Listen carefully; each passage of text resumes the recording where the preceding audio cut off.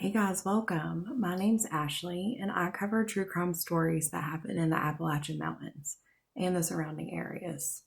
Today, we're going to be talking about Todd Kohlhepp. Todd Kohlhepp is known as the Amazon Review serial killer. Todd was born in Florida in March of 1971, and his mother and father separated when he was 2 years old. She got custody, she remarried, and he was raised in Georgia and in South Carolina. Todd and his stepdad never got along. They had a very unhealthy relationship, and he wanted to live in Arizona with his biological dad, who he had not seen in 8 years. So in 1983, Todd does move to Arizona to be with his father. His mother and stepfather separated, so she thought it would be best if he went to live with his father. He goes down there and they share a similar interest, and that is firearms, collecting weapons, things like that. His dad even taught him how to build a bomb. So one night, November 25th, 1986, 15-year-old Todd Kohlhepp leaves his house, goes over to a neighbor's. She was a 14-year-old girl. Todd Kohlhepp threatened her with a .22 caliber revolver, brought her back to his home. He bound her, taped her mouth, and SA'd her. After the assault, Todd walked this little girl back to her house and told her if she tells anybody that he would unalive her entire family.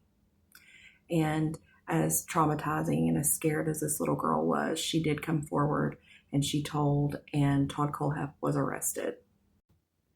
Todd Kohlhepp was charged with kidnapping, SA, and also he was charged with committing a dangerous crime against a child.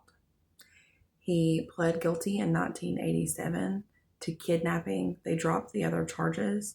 He had to go to prison for 15 years and register as a sex offender. Todd used his time in prison to get a bachelor's degree in computer science. So the judge in the case said that Kohlhepp was very bright and should be advanced academically, but behaviorally and emotionally, he's very dangerous and he could not likely be rehabilitated. Todd's probation officer even said that Todd feels like the world owes him something. While incarcerated, Kohlhepp was cited for violations that included violence in prison, and after he turned 20 years old, though, he never had any records of disobedience. In 2001, he's released from prison and he moves to South Carolina. Once in South Carolina, Todd obtains his real estate license. He lied about any felony charges that he had ever had, and I guess no one questioned it. Todd worked hard and he built a very, very successful business. He was recognized as one of the top sellers in all of the Carolinas. He had dozens of agents working for him, dozens of people that worked for him, even people doing maintenance on his property, cleaning, things like that, which is where Todd would meet 4 of his victims. But before we get started with that, we're going to talk about the Superbike murders. So April 16th, 2003, Todd Kohlhepp goes to the Superbike Motor Store in Chesney, South Carolina, where he purchases a 2003 Suzuki GSX motorcycle.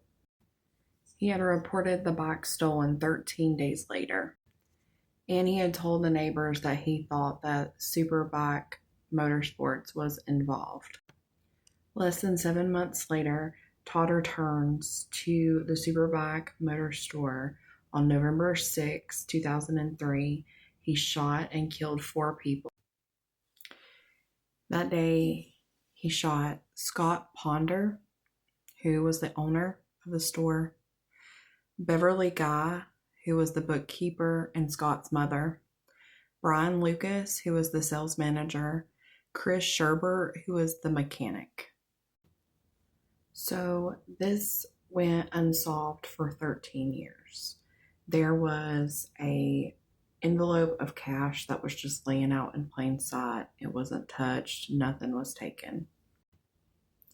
So the motive for the superbike murders was that Kohlhepp was a disgruntled customer. He had been there to the store several times.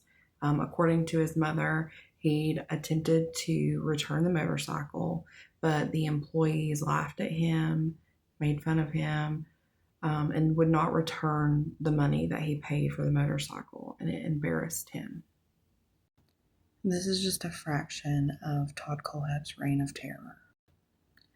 Follow and like for part 2.